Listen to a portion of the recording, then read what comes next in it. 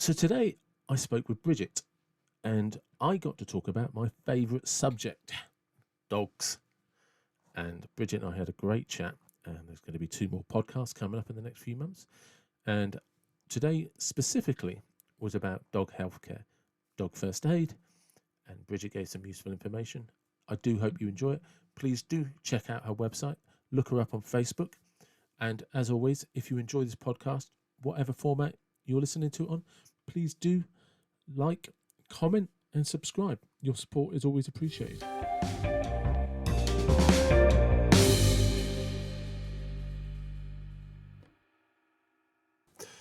Good morning. Welcome to the David Watson podcast. Good morning. How are you? I'm very well, thank you. I'm very well. And this one I'm very excited for because we're just going to be talking about dogs, really, aren't we? Absolutely. All things dog. Yeah, exactly. All things dogs. So, just for reference, just as you and I were talking at the beginning, I know you have a staffy. What other dogs? What are all of your dogs or So I pets? have two. I would love more, but my husband's not so keen. So I have two at the moment. So I have Alfie, who is my staffy. He is just turned 5 years old. And I have Mabel, who is an old time bulldog, and she is 4. So a lot of people don't know what an old time bulldog is. She's like the original breed of bulldog before they were bred to be like the English bulldogs are now. Yeah. So she's very tall, very leggy, a lot finer than a bulldog, a longer nose. Looks almost like a slightly shorter boxer. Yes. Because I think I could be completely wrong, but I remember in the 90s there was kind of a resurgence of, and it followed into the noughties where people were like, no, let's have proper English bulldogs, let's have them, the traditional English bulldogs. And I remember seeing them and finding them on the internet. Breeders were going back to the original, how an English bulldog should look like, or British bulldog should look like. Yeah, because they're trying to get rid of a lot of the health issues that unfortunately have come with the breeding that has gone on in the past. So they're trying to get back to the original breed to try and breed out some of those health issues. Really. It is a strange one, isn't it? Because I'm not really into like criticizing people or criticizing institutions or organizations, but the Kennel Club, for all of its excellence, promotes.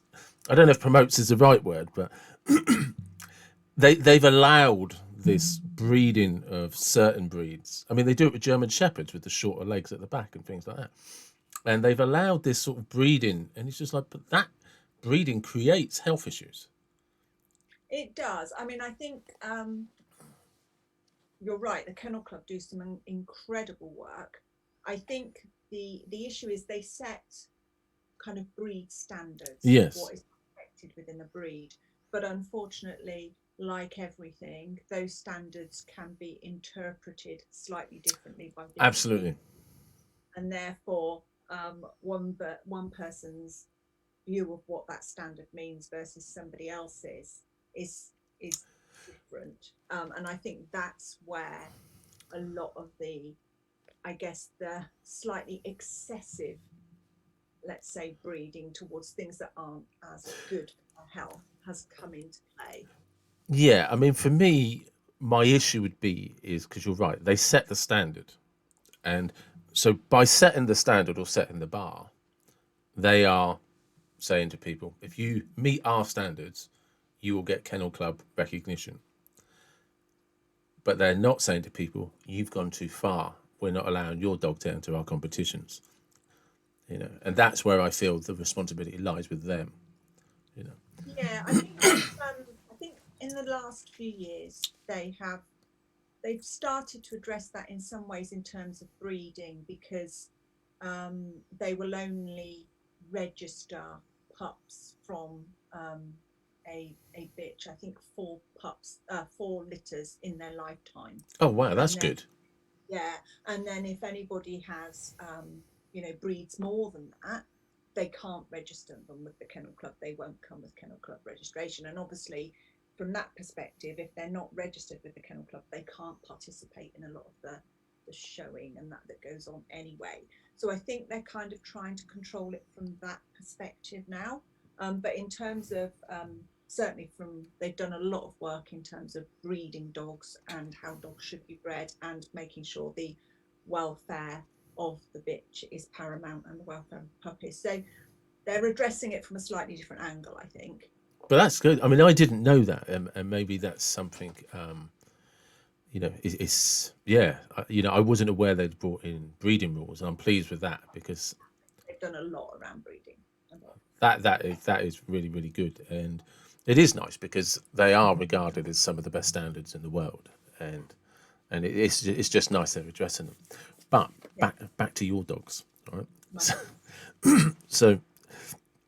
so, what did you say the bitch's name was again? Mabel. Mabel, and she's a traditional English bulldog. Yes. Yeah, she's what they call an old time bulldog, or sometimes they're known as Victorian bulldogs. So she's the traditional breed of bulldog. And how long have you had her? Since she was a puppy, so she's 4 now. She was 4 on Christmas Day, so we've had her since she was 9 weeks old. Oh, nice. So, Lindsay was very kind enough to introduce us, and you run. Well, it's dog healthcare, dog first aid, but it's pause and play, isn't it? There's 2 Facebook pages. Yes, there is. So my overarching business is Pause and Play, which covers really anything to do with canine physical and mental health and well-being. So I'm very very passionate about people understanding the benefits of mental well-being in dogs as well as physical well-being.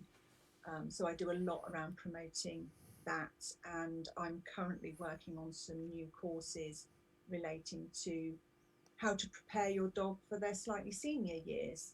Because, like people, dogs are living longer lives, but again, like people, that's not necessarily a good quality of longer life. But there are things that you can absolutely do. And a lot of people don't realize that actually, from a physical point of view, dogs from the age of 7, they start to change physically in terms of their kidney function, etc., etc. But there are lots of things that you can do to keep them really, really healthy till much later in life. So I'm doing a lot of work and education around that at the moment. I'm also doing an awful lot of work at the moment around pet theft because that's becoming a major issue right now. And then the other part of my business is dog first aid. So I actually teach dog owners and dog professionals what to do in emergencies. Okay. Because you are out across the field and your dog cuts itself badly and they're bleeding heavily. What are you going to do? A lot of people don't think about that until they're actually in that situation and they don't know what to do. And let's be honest, you can't call an ambulance for your dog. No, no, So, it's true though, isn't it? Because you oh, know, yeah. because I mean, would you I mean, what do you recommend?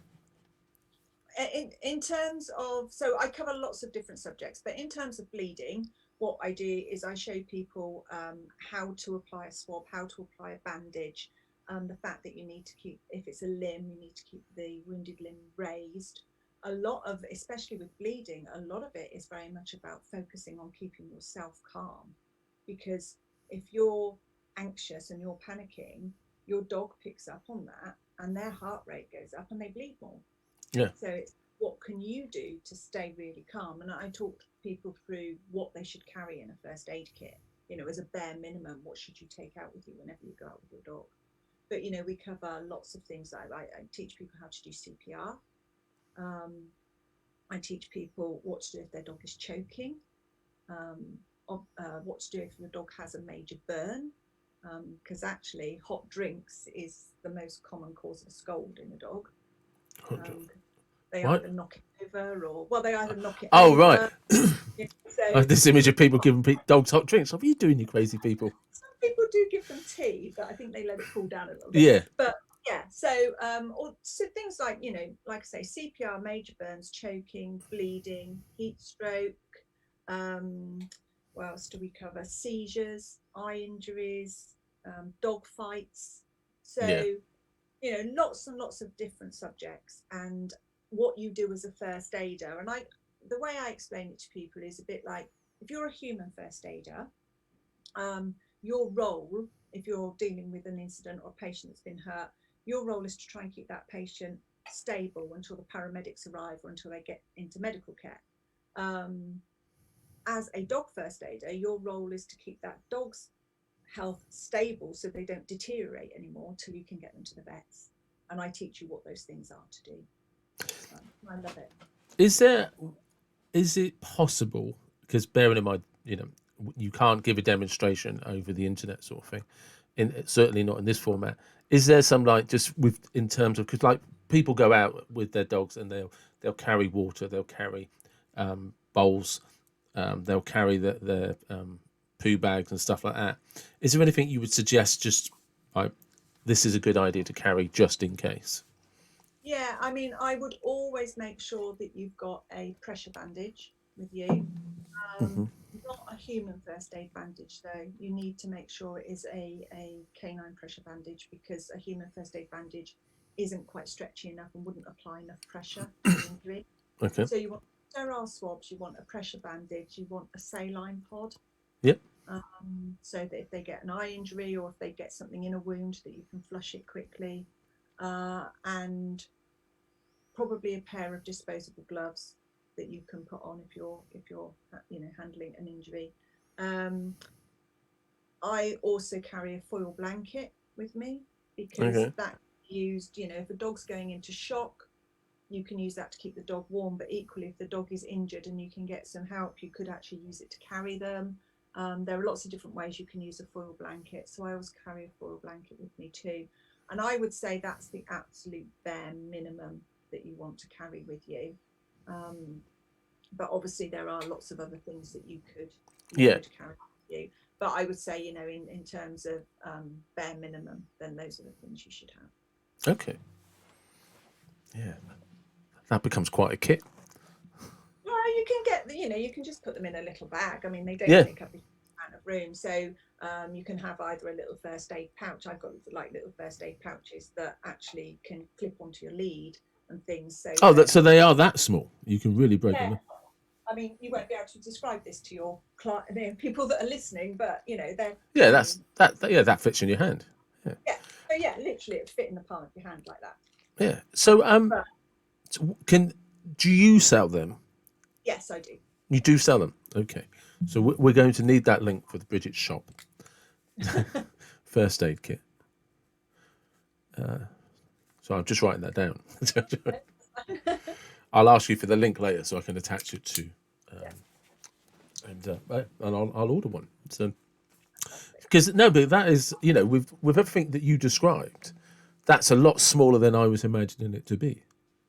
Yeah, I mean, they don't take a massive amount of room. I mean, I've got the actually little pressure bandage. Yeah. So it doesn't take up a lot of room. It's not bulky and heavy to carry around, but you've got the bare essentials. Gets injured.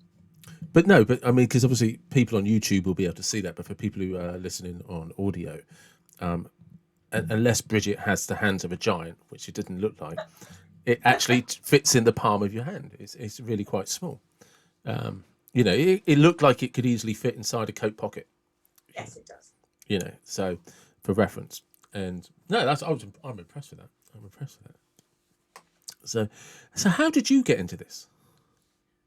So I've always had a passion for dogs. I trained, probably about 4-ish years ago, maybe a little bit longer actually. I trained to be a dog trainer, not because I particularly wanted to train other people's dogs, but I wanted to make sure that I built a really good bond with my dogs.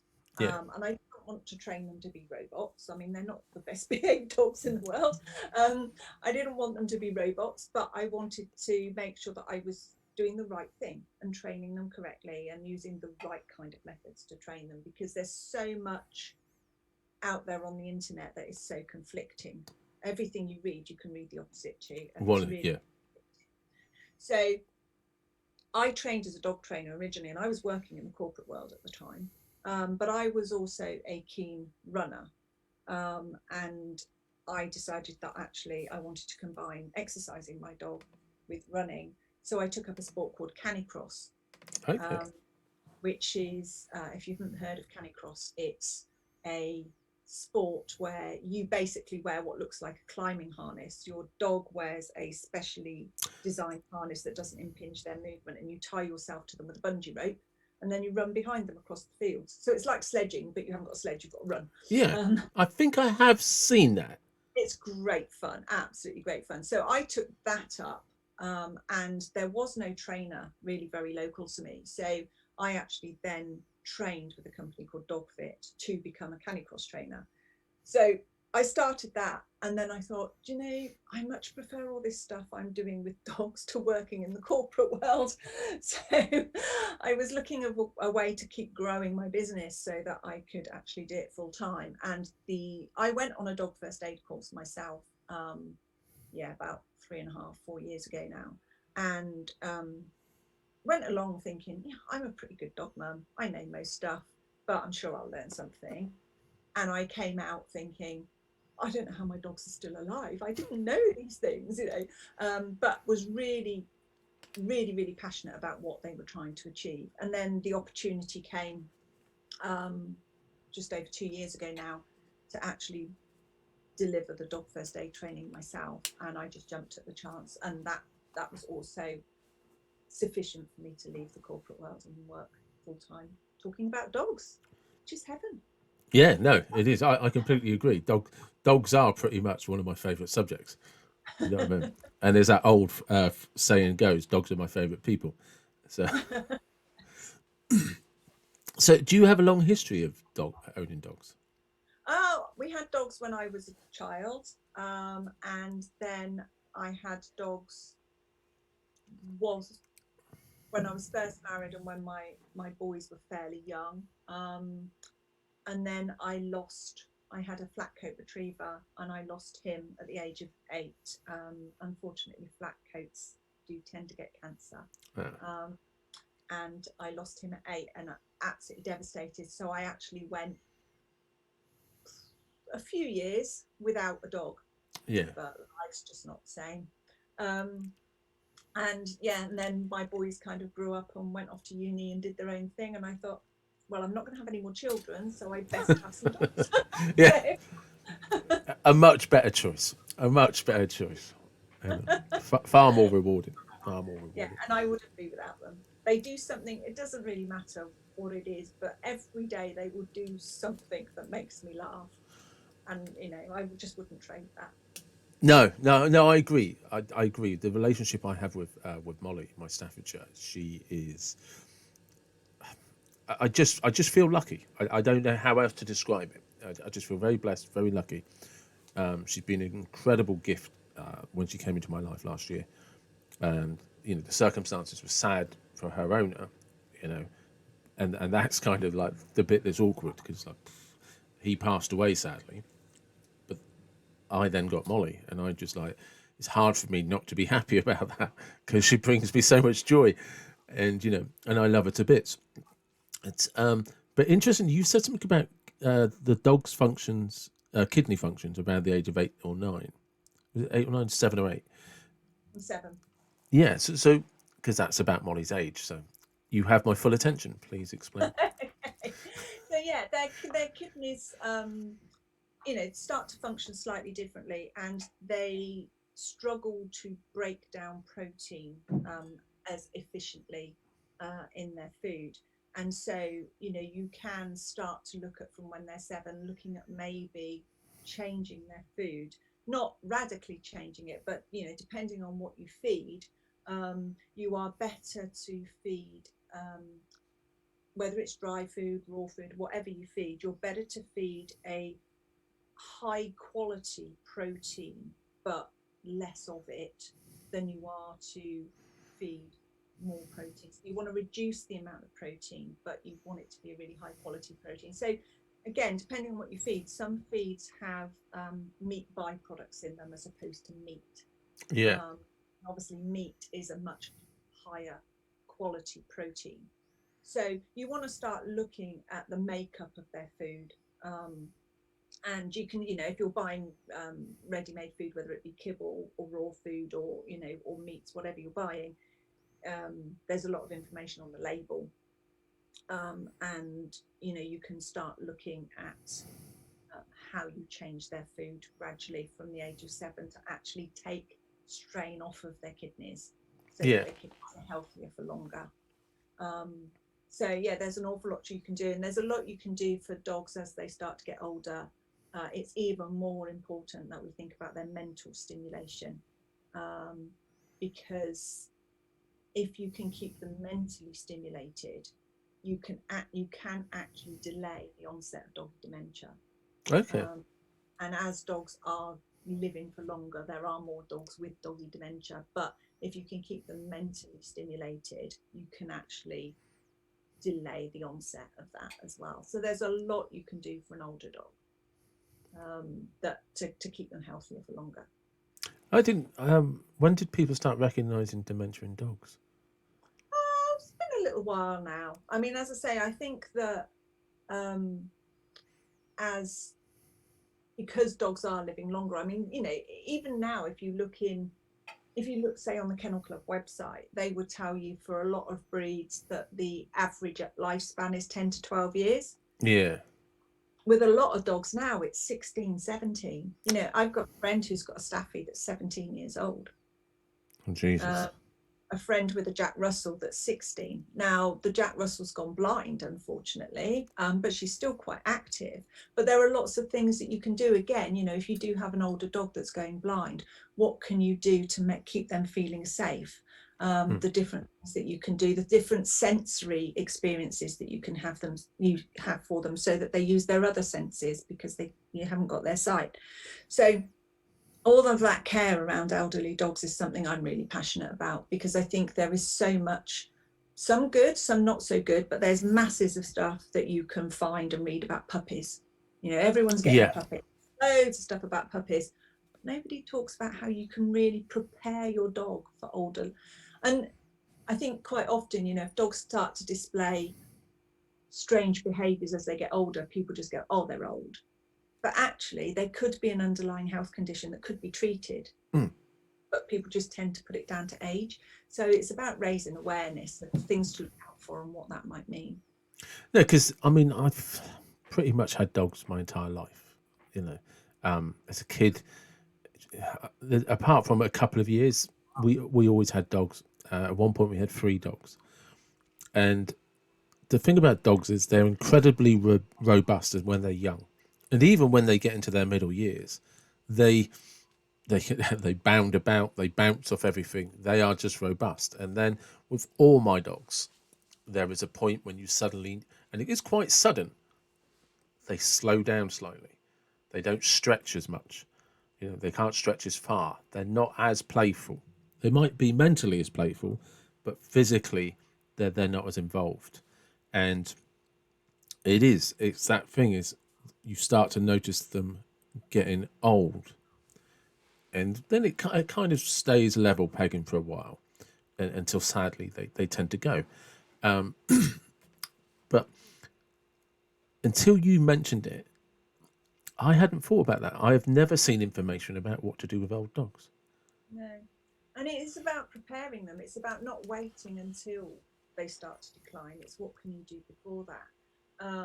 So dogs are really, really good at masking pain. Dogs Yeah. don't really, they really don't show pain unless it really, really hurts. So a lot of dogs can suffer from what we call silent pain. So basically, something's a bit sore, something's a bit stiff, but they just mask it. Um, but by the time you do notice it, so if you do think, oh, she's got a bit of arthritis in her hips and she's starting to really struggle, there are things you could have done before that, but people just aren't aware of it. Supplement. There's some fantastic supplements out there. I don't know if you've heard of UMove. I have.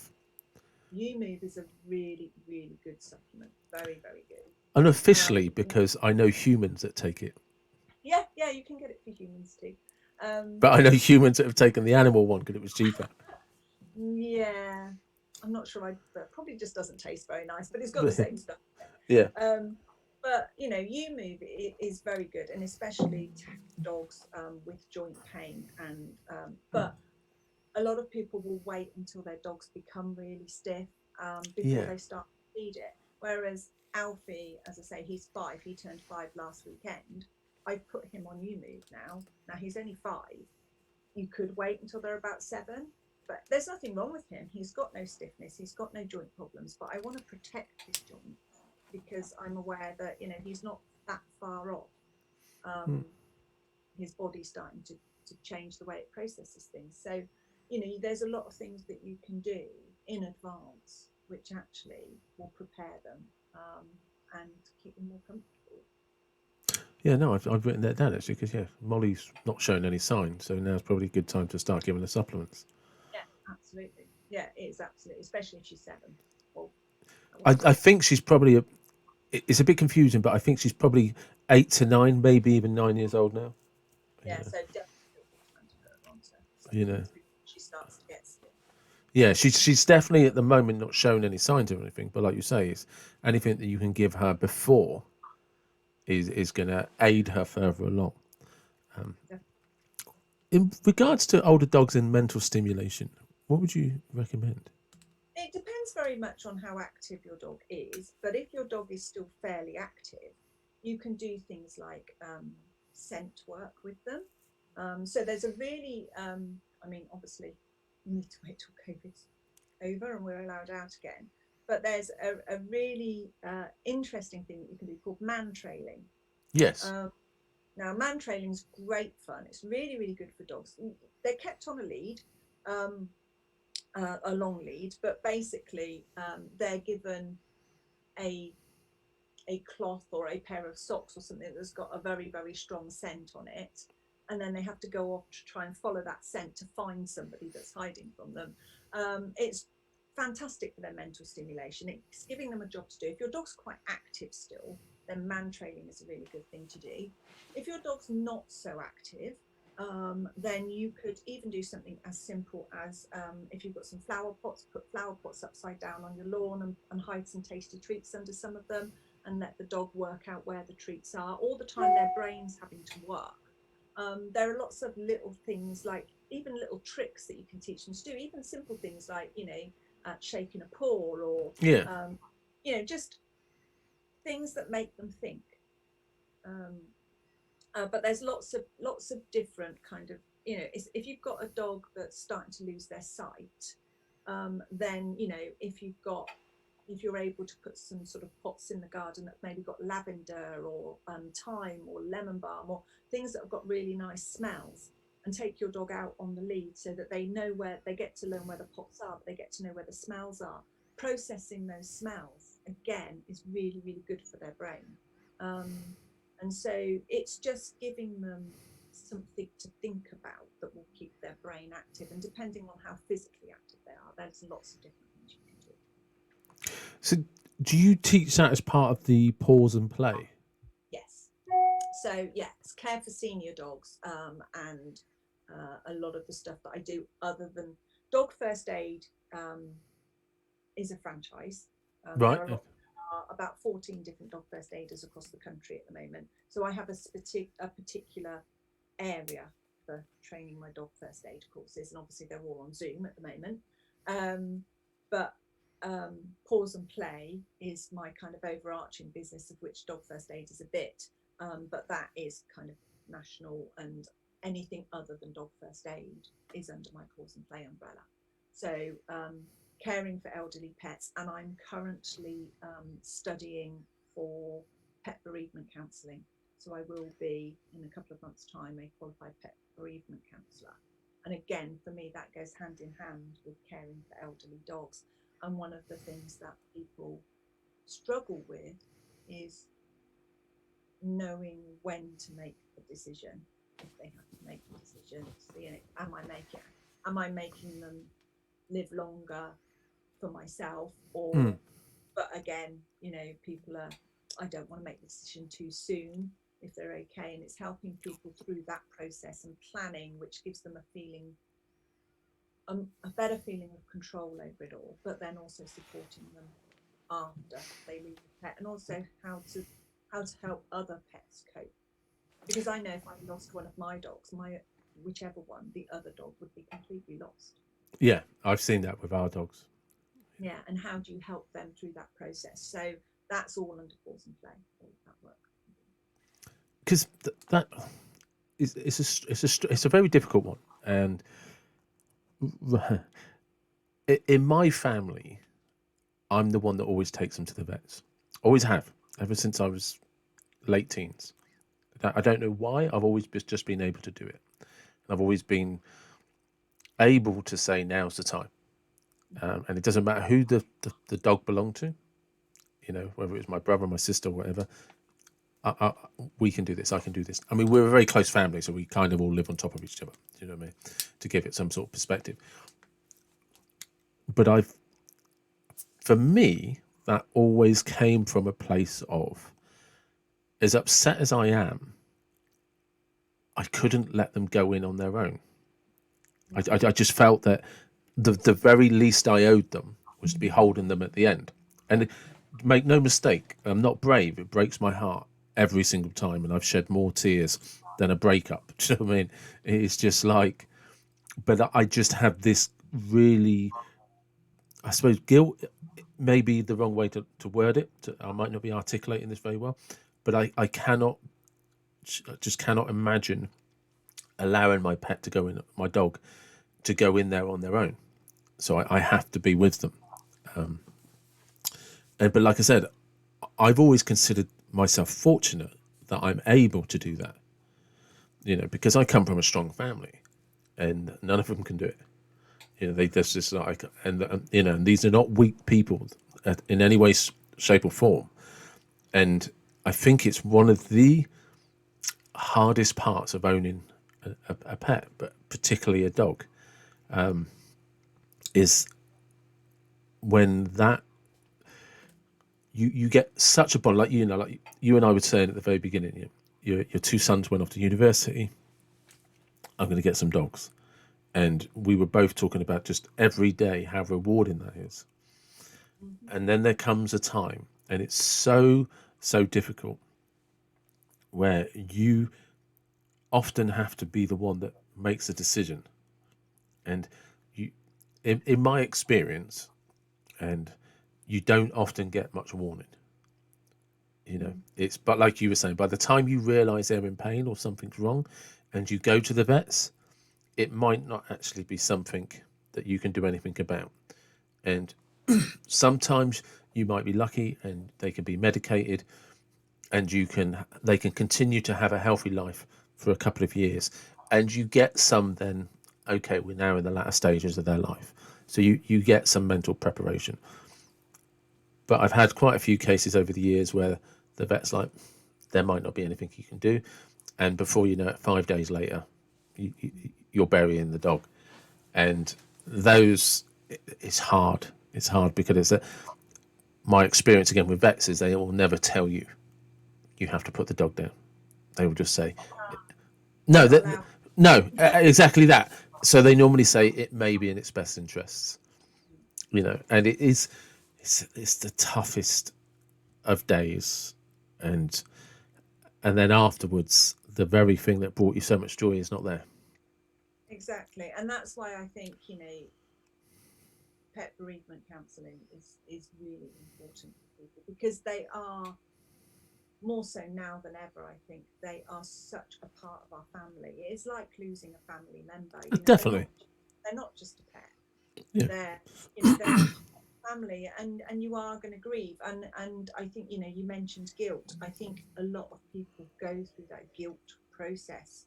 And it's helping people understand that, that actually they shouldn't be feeling guilty. They've done what they felt was best for the dog with the information they were given, and they've actually done the right thing. And then, it's like any loss, isn't it? You go through kind of the guilt, you go through the anger and all of those different things. But then if you've got another pet that is also struggling to cope, that kind of almost makes it even harder. So it's just giving people some advice and some support through that process, really. Do you know, that just reminded me of a tragic but funny story. Not with Molly, but before Molly, we had a collie called Toby. And Toby originally came with a Rottweiler called Roxy. They were in the Dogs Trust together, somehow teamed up together, whatever way that was. And we had both of them. And Roxy was just you could tell from a young age she'd been overbred. She never looked like she'd ever matured into a full Rottweiler. And what and for context, Roxy was our second Rottweiler, so we did have some experience of Rottweilers. But Toby was our first collie, and Roxy was just this endless, boundless bundle of joy that just jumped around like Tigger, 24/7. And very sadly, I can't remember exactly what happened, but her stomach blew up. It was all completely swollen, and we took her to the vets, and they're like, "There's nothing we're going to be able to do. We're going to need to put it, So we did that, and then we got back, and we're like, "What are we going to do with Toby?" Because for as long as we've had Toby, which is like by this time 5 or 6 years, we've only known him with Roxy. I've never seen such a happy dog.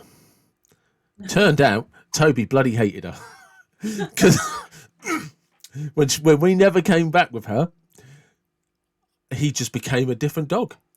It is like, and we've had dogs before that when the other one went, like you said, there was this grieving process, and you just like, you can tell they're hurting. They're very quiet. They're off their food. There's lots of sighing, head down. Their whole body language is just different to what you're used to, and they're not even that pleased in a horrible way. But I don't mean it in a horrible way. But they're not even that pleased to see you when you've been out and you come back. You don't get that normal greeting because they're hurting. Yeah, they can become very depressed. Yeah, Actually. yeah, yeah. Don't know about depression in dogs, but dogs do suffer from depression. Yeah, but not with Toby. When Roxy went, we came back for the vets. Toby realised we didn't have Roxy. He was doing cartwheels. I have never seen such a happy dog. And we were just like, wow, he must have hated her. Because our experience of other dogs was the depression. So, sorry, go on. Oh, bless him. Yeah, it was, But it is, because I think dog owners know this. Any dog owner that's listening to this, they know that bond you have with your pet, with your dogs, is when they go, it is heartbreaking, and the hole that is left in your life is incredible. You wouldn't imagine it, and it's very difficult to describe what's that like for every individual, and and I wouldn't want to make blanket statements, but there are people, when you say to somebody, I've lost a lot, I've got to put the dog down, or I've lost my dog. There's some people who are just like, wow, no, take the day off, don't do it. Do you know what I mean? Because they understand the pain that you're going through and how hard that is for some people. And so I think it's good because, again, I'd never thought about bereavement counselling for dogs or for pets. Yeah, no, I think it's really important. But you're right. Some people who have had dogs or have pets get it. Or who don't, or have never had pets, is kind of just a dog. Yeah. But are they? They're not just a dog. No. And I don't. Sorry, Cameron. No, I was just going to say, I think that as painful as it is, I wouldn't trade the enjoyment and the love and affection I get from them now, even though I know that is coming one day. I still wouldn't trade it. No, I agree with you. The reward of having a dog is well worth it. Do you know what I mean? There's nothing else compares to it. And I just, for people who are listening, it's really trying to explain. Look, when that time comes, people understand. They understand how much you're hurting, and I won't mention them by name, but I have a friend lost his dog a few years ago. He's still grieving. He was so close to his dog, and he still grieves. And the last time I haven't spoken to him for about a year because he's moved, but the last time I spoke to him about it, he he misses his dog. He's heartbroken, and he doesn't think, he's not even sure he'll ever recover, because him and his wife, they adored the dog, and the dog was around for 17, 18 years. Yeah, no, it's a really tough one. It's a really tough one, but it's nice to know that there are people you can talk to that will understand. Which is always important. No, I think it is. No, I think it's really, really good work. Because a bereavement, we have bereavement counsellors in every way, in in every other form of life. And yeah, no, it's I mean, absolutely. I applaud you because I'd never thought about that. And I, like I said, I can't stress enough to people who are listening that you know we completely understand what it's like and how much it hurts, and you are inevitably going to have to go through that. And like you say, when that's happened to you and somebody else comes along and says it's just a dog, it's not saying it's the last thing you need to hear doesn't even come close to what that means. I agree. I you agree. know so how does that work? How do you help people like that? So I'm currently still going through my training at the moment. So as I say, that should be finished in the next couple of months. But it can be in various ways, really. So it can just be somebody that wants to have a um, almost like I guess, a WhatsApp. I'm really struggling with this. Can you help me? Hmm. Um, or it can be like sort of, one-to-one um, Zoom calls, depending on obviously when we're allowed to change what we can do. It could be face-to-face meetings with people if that's what they would prefer. So there's lots of different ways. But once I've done my training, I will also be putting sort of top tips on my Pause and Play website and things like that. So things for people to think about beforehand. So I will share as many top tips as I can, but I will also do kind of one-to-one consultations with people in whatever format works best for them. Some people don't feel up to doing a Zoom call. They don't want to Yeah, see anybody, but they might just want to have kind of like a text message or WhatsApp chat to get that support. It's whatever will work for people, given that they're the ones that need the support at the time. it might be good to do another podcast just on bereavement. you know Yeah, no, I'd be more than happy to do that. you I know mean, if we do that in a couple of months' time, then yeah. I'll have a lot more information I can share. So Yeah, no, that would be good, and genuinely one of those things that I think would be massively beneficial to a lot of people. yeah, And it's one of those things that can be used anywhere in the world. So it just be great. One of the things I like asking this question: what do you see people do that's right? what do I see people do that's right in respect to dogs? You mean? Yeah, with their pets, because everything is like, well, what do people do wrong? I like to know what people do right. I think there's a lot of things that people do right. I think people are a lot more focused on um, their dog's weight, and I Yeah, think that is incredibly important. Um, Staggeringly, still, 53% of dogs in the UK are currently overweight. shocking. That's a massive, massive number. And on my first aid course, I explained to people that dogs suffer from all the same problems we do when they're overweight. So they'll have joint problems, they'll have respiratory problems, they'll have heart problems, they can suffer from diabetes. So they will suffer from all the same diseases that we do if we're overweight. Um, People are becoming better educated, I think, in terms of managing their dog's weight, and I think I've certainly seen a much bigger focus on making sure we feed the right foods, but the right quantities. So there's a long way to go, but I do think people are becoming more focused on really trying to keep their dogs healthy, which is really important. That's good. And with pause and play, is that based around a lot on the stimulation of dogs? And So it's a mixture. It's really anything to do with the mental and physical health and well-being of dogs. So I'm very, as I said earlier, very focused on trying to find lots of different ways that you can mentally stimulate a dog. Because there's lots of reasons why a dog might not be able to go for a walk. It could be that they've slowed down, they've got arthritis, or they can't physically do it. It could be that they're recovering from surgery and they're on cage rest and they're not allowed to do it. Um, it could be that people have got dogs that perhaps haven't got great recall and never let off the lead and therefore just bound around all over the place and bounce off the walls, and you need to find a way of trying to wear them out. yeah, So there's lots of different reasons why people might need mental stimulation for their dogs, but Pause and Play is very much about both balancing the mental and the physical stimulation. It's about weight management. It's about nutrition. It's really the it's really strange. I would say it's a holistic approach to dog care. But the problem is that as soon as you say holistic, people think it's a bit woo-woo. Yeah, I know. I get this.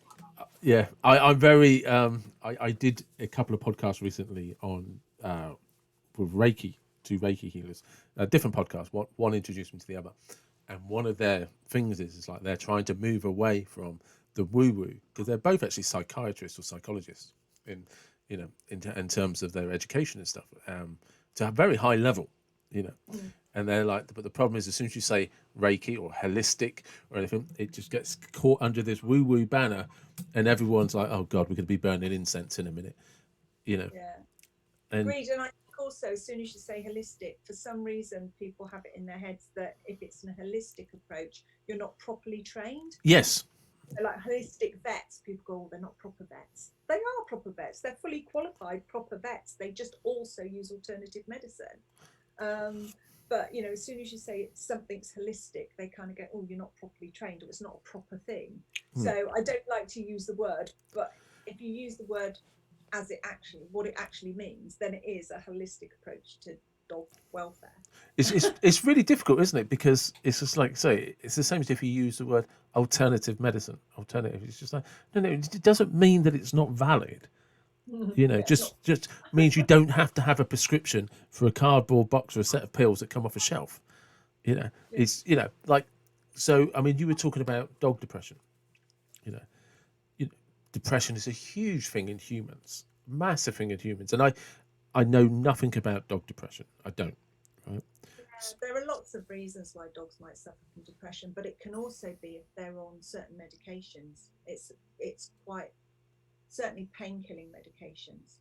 It's quite a substantial side effect of a lot of painkilling medication, especially if a dog's on it for very long. Yeah. Can actually cause depression. All right. Um, and it'll be things like they're just not interested in life. They just curl up in the chair. They don't want to go for a walk. They're not interested in their toys. They're not really interested in their food. Um, it's similar to I mean I know looking at my dogs because my bulldog had to have cruciate ligament surgery, and she found that really tough because she was young, and Yeah. she did find it really tough. And we went through, as one of the reasons that I really researched it and studied it was we went through having to change her medication for, for her pain relief several times because she was depressed. And I initially felt really strange saying to my vet, I think she's depressed, because I thought the vet's going to get, doesn't get depressed. But he's like, yeah, it's quite possible. And so I did a lot of research and studying into it then. But I could tell just by looking at her, Yeah. she just looking in her eyes, I just knew. And I think that's one of the things that I would say to anybody really about anything, not just depression, is nobody knows your dog as well as you do. And Yeah. if you think there's something wrong, then there's probably something wrong. So don't be afraid to tell your vet. A lot of people are a bit worried about saying to the vet, oh, she's just not right, because they think the vet's going to kind of go, well, what do you know? I'm the vet. But vets actually like you to tell them as much as you can about your dog because they can't possibly know your dog as well as you do. So I think, if you genuinely think there's something wrong with your dog, then keep pushing the vet until you find out what it is, because you're probably right. Yeah. No, Um, I think you're right. I think most vets are very responsive because they realise your dog can't communicate exactly what it is, so they need the feedback from you. Like, well, why do you suspect this? What would your dog normally be like? And what's happening now that's different? Or, what is it? And like you say, something as simple as like just know my dog and the way she looks at me, the whatever. It just you know it's yeah, the vet will understand that far more than people realise. yeah, they will. Vets genuinely want, they want to do the very best that they can, absolutely, and any help that you can give them is so beneficial. And I think the other thing is never be afraid to ask your vet to talk straight. and because vets are human beings and they've got feelings too, and they are not going to want to say something to you if they think it's going to upset you, especially if they're perhaps doing some tests and they don't quite know. A lot of the time they'll say, oh, we'll do some blood tests, and then people come away and they worry and they think, oh, what are they doing those blood tests for? Or but they don't like to ask the vet. No. And the vet isn't going to tell you, well, it could be this, it could be that, and it could be that, because they don't want you worrying about something that might not be. So, but I think, give your vet permission to talk openly with you, and then they will. It's not that they're trying to hide stuff. It's just that, they're human beings too, and they don't want to stand there and upset people. So, I think there's a lot we can do to help our vets that people don't realise. That's a very good point. And, it's incredibly valid, because you're right. The vet is going to see lots of different people every day and in a week, and it doesn't know who is sensitive to what. If they don't have a relation, hopefully nobody has a really good relationship with their vet, because that means you're spending a lot of time, in making agonizing decisions. So the vet, hopefully you don't see them that often. And when you then are in their presence, like you say, they can't tell whether you want the truth. You want to know the ins and outs of everything. So you're right. You need to help them. You need them to come along. And I'm just getting conscious of the time. But before I finish up, sorry? We could talk all day. Yeah, I know. And this is the thing. I just want to, because you said to me at the very beginning of the podcast, and you said, I said to you, how many dogs have you got? And you said 2 at the moment, because that's all my husband will let me have. So at the moment, so where are the ambitions and the plans? Oh, do you know, if I could buy a field somewhere, well, my husband won't let me go to rescue centres. No. Because we would have a house full of dogs. And I would bring home the 3-legged, one-eyed dog that nobody else wanted, the really ugly one that no one wanted. Yeah. I'm a sucker for the one that no one else wants. I would like another dog, mainly because I really do enjoy my canicross, and although my dogs, they do enjoy it, it's not their favourite thing in life. No. They'll do it because I want to go, but they'd rather be having a good old sniff around in hedgerows and things. They're not really into. They're having a staffy. They're short little bursts of energy, and then a lie down is a staffy's way of life. Having to run across fields for 5k or more, it's not really his thing. No. So I would love a dog that actually wants to run. Yeah. So what did so I mean, because I definitely Molly, she loves a sprint, and then she wants to rest a little bit, then she'll have another sprint. But I couldn't go running with Molly. She wouldn't have that. And one of the things that surprised me about a Staffordshire is how much she's with her nose. She sniffs everything. It's stuck to the floor, isn't it? Yeah, I never, because this is my first Staffy, so I really didn't have any knowledge of them. And I'm so surprised at how much she is 99% nose. She sniffs everything. Her nose is in everything. I think that's because Staffies and Labradors are very similar. They are completely driven by their stomach. That's true. Around their stomach. Their nose has to be stuck to the floor, because there might be a crumb, or there might be something that they could eat, because they might have just had their breakfast. Right now I'm starving and I need more meat. Molly is a disposal machine, and you're right. I can give. It doesn't matter how much I feed her. She just, and it's funny because you said that. I used to have a Labrador as a kid, and you're right. He just was constantly for food, and the thing that I can't understand with Molly, which does remind me of the Labrador, she's even worse, is because she's small, and I'm sure, and I'm not exaggerating. Over like Christmas Day and stuff, I was just like, do you know what? We'll go nuts. She can do what she wants. I think she ate her own body weight twice over. And I'm just like, where can you actually be putting this food? And I've never seen, it doesn't matter what you feed her or how much you feed her, it's insatiable. She never stops. Yeah, that's Staffy. Staffies and labs, they're both exactly the same. They're driven by their stomachs. But she never chews. Everything's just inhaled and swallowed. Because Yeah. like Well, I when I use those puzzle bowls. Have you got one of the? no, So I've got a puzzle bowl for both of mine, because if I didn't put their food in there, that they had to work harder to get it out, they would be like a vacuum cleaner. It would just be and it'd be gone. So yeah. I put it in a puzzle bowl so that they have to work a little bit harder. What I do with Molly a couple of times a day is I get a collection of different types of treats. They're typically dry meat based or something like that. Because I used to try and give her chews, you know, but she would just start swallowing.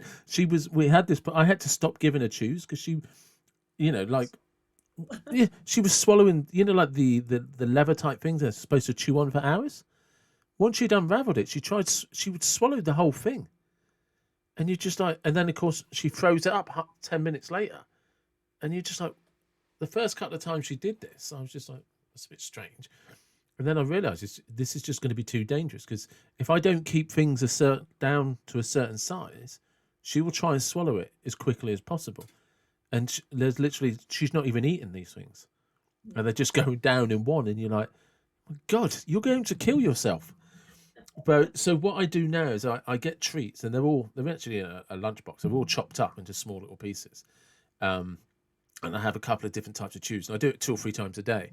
I put them in my, I put it behind my back sort of thing, sit on the floor, and I will make her find which hand it's in.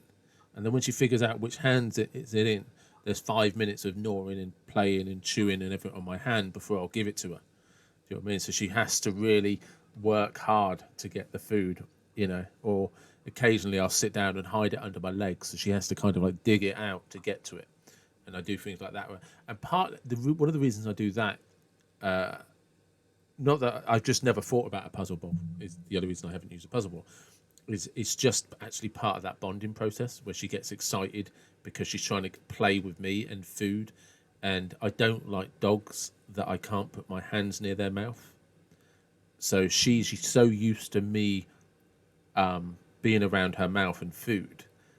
I don't have any fear, and because I didn't know her, I don't know her history.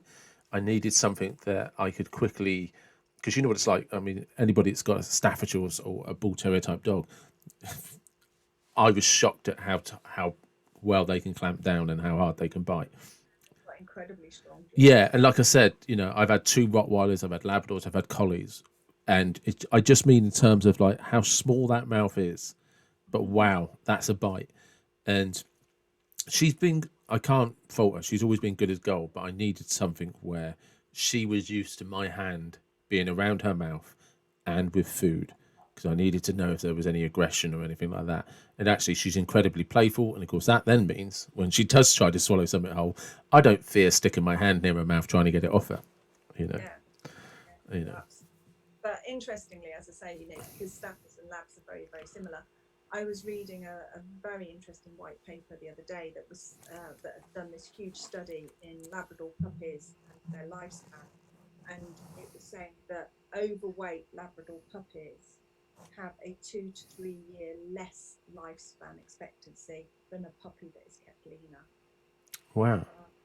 Because of the way that the body matures. If they're overweight when they're puppies, it actually can shorten their lifespan, which I found absolutely fascinating. Yeah, so just quickly before we finish off, because that's actually almost similar to humans as well in some human research they're doing. But going back to the running with the dogs, what dog would you like for that? Well, the best dogs for canicrossing, the fastest dogs and the best dogs that take to it easily are either Vizslas. A Vizsla? Yeah, a Hungarian Vizsla, a pointer, German pointer, or a Weimaraner. Those 3 breeds are absolutely fantastic at canicrossing. I know somebody with a Weimaraner. It's gorgeous dog as well. They are. They can have, not all of them, a lot, they're beautiful dogs, but some of them can have temperament issues. But again, it depends on the genetics and how they've been bred. Well, talking on behalf of Caroline, who might be listening to this, her dog does not have temperament issues, other than she knows she's beautiful. I I love Weimaraners. They are the most beautiful dogs, but fantastic for running. But I also like the wirehead Bislers and the sort of wirehead pointers as well. I mean, the smooth ones are just as good for running. I just like scruffy. I think because I've got two dogs with very smooth coats, I want a scruffy dog. I feel like for a scruffy dog. But that's I mean that's the great thing, isn't it? Is about dogs. Like I said, you just there's this yeah. Sometimes it's just their appearance. Sometimes it's their personality. There's just like you say. There's just something about a scruffy dog that everyone knows what you mean when you say a scruffy dog, because some dogs just scruffy, but there's something about them that's adorable at the same time. Yeah. There's certain things about dogs, and I realise, having said I've got to be conscious of time, but we keep talking and talking and talking. But there is something about all dogs that everybody just, if you just like them. It's like like a scruffy dog or a cheeky dog. There's dogs that bound. There's dogs that are always playful. And there's dogs that just like, like big heavy set dogs. But there's a cuteness about all dogs. Oh yeah, I love dogs. I mean, whereas some people can always see the good in other people, I can also see the good in dogs. Yeah, That doesn't matter. I can always see the good in a yeah, dog. yeah. No, definitely. I 100%. And that, yeah, I'm with you. I can see the good in dogs. When I see dogs, they're just like, yeah, all dogs have something about them, They do, and that's probably the best place to end. absolutely. Thank you. Thank you.